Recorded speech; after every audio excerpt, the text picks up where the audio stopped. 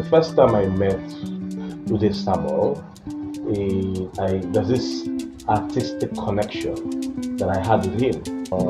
He was not much of a talker. I decided to go to his studio after the hassles and hustles of trying to keep up with time, and I was amazed by the miracle he's creating in his studio. I believe he's somebody who has not just started from a crawl and is actually working now, and I can't wait for him to start running and take off his wings of aspiration and creation.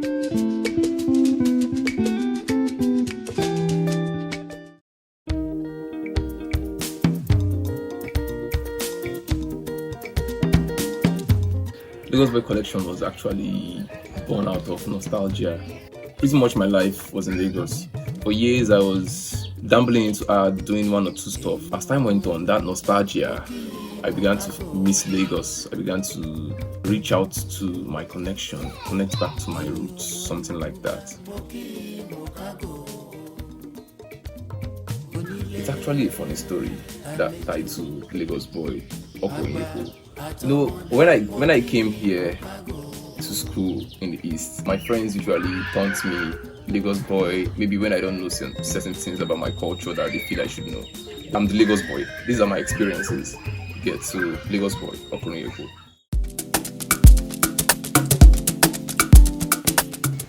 I try to capture what the 80s looked like in Marina in the 80s. A prosperous state that was about to enter a state, and the people did not even know. From the look of it, you see the clear skies, the trees, beautiful colors, different shades, the glow, and that sense of orderliness. You can see the traffic warding trying to get the children returning from school to cross. Women greeting each other, that sense of pleasure and calmness. I also try to capture the transition from that age.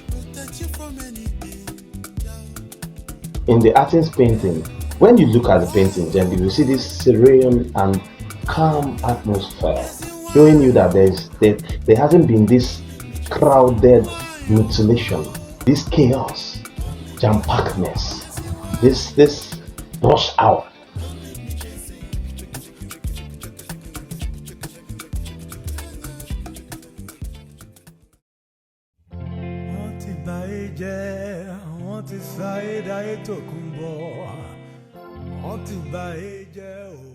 The 90s was reality in our faces. We had environmental issues, overpopulation in major cities like Lagos. People migrated from rural areas into Lagos in search of opportunity. In Oshodi 95, I tried to capture an aspect of that reality. I mean, I was born in the late 90s, the time Abiola, the very famous politician, died. I tried to capture how our political atmosphere looked. I mean, we still have Abiola's campaign banners. It's in the. I tried to capture it in the painting, describing the political atmosphere of Nigeria in the 90s. In one word, I would say it was crazy. I think people began to feel that shock coming from the bliss of the 80s, the golden age, into the 90s. It was a bit of a shock.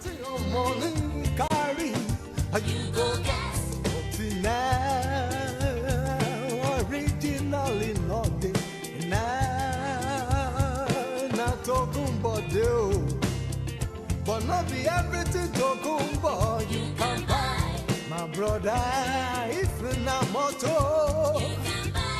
if not television.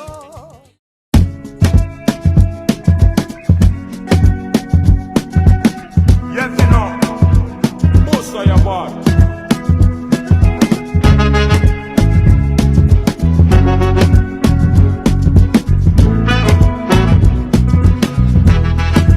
Welcome to my I was a boy in the 2000s, early 2000s. My aunt then had a business center. I tried to capture that setting. It's still fresh in my mind, so it was not difficult for me to picture it.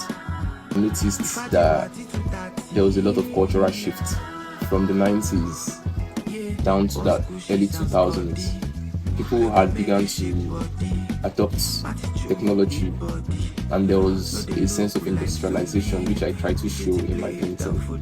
Women had begun to take up breadwinning roles. For example, in the painting you can see a woman on crutches still trying to hustle up her chest, street, no pain, no gain. That Lagos vibe, get.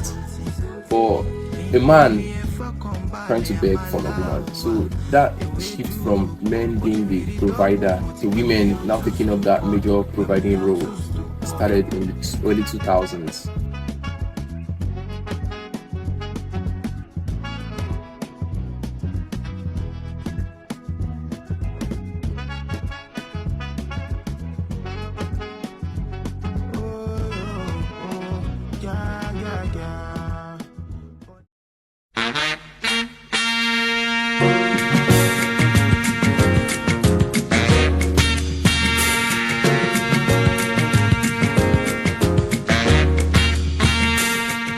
Saleko 2010, I tried to capture the light.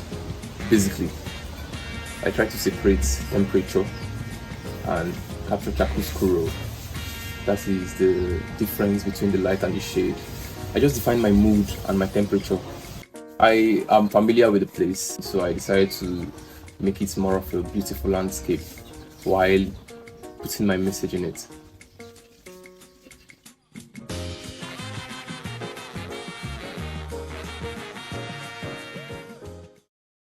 Easy motion tourist. Easy motion tourist. In Old Oshodi Bridge 2015, I tried to capture the atmosphere of the environment. The atmosphere, I wouldn't call hyper frenzy, but I would say quite chaotic.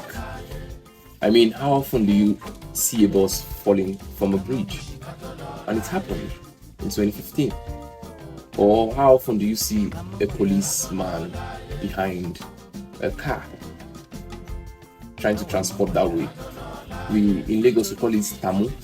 So it showed it's one of the incidents that led to what happened later on in 2020 about police and their salaries. Police not being paid well. Because why would a policeman not be able to afford transportation for himself?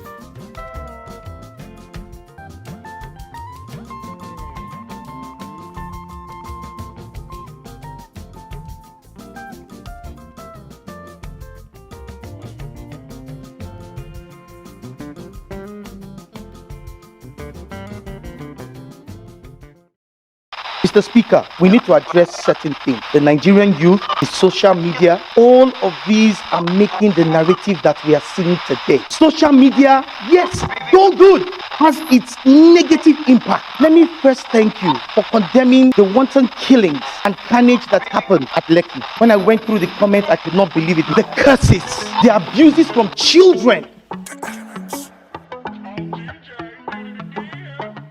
Sure you never hear about the things we happen there. I be your eye never clear. Mankind's a wicked. I talk about my government. Open your mind and your ears. What's the happen?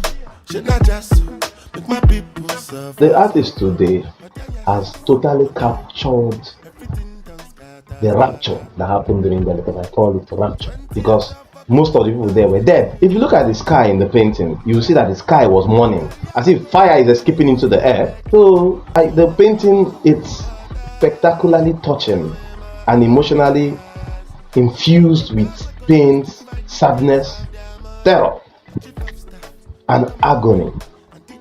These are people that are ready to, that have given up their lives to save the life of Nigeria.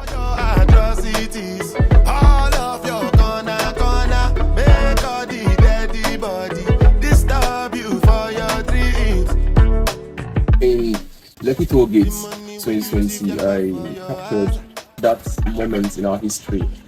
I think it's a defining moment in our democracy. I try to capture the mood and the tone of the moment. The background with the sunset. It symbolizes the emergence of a new era.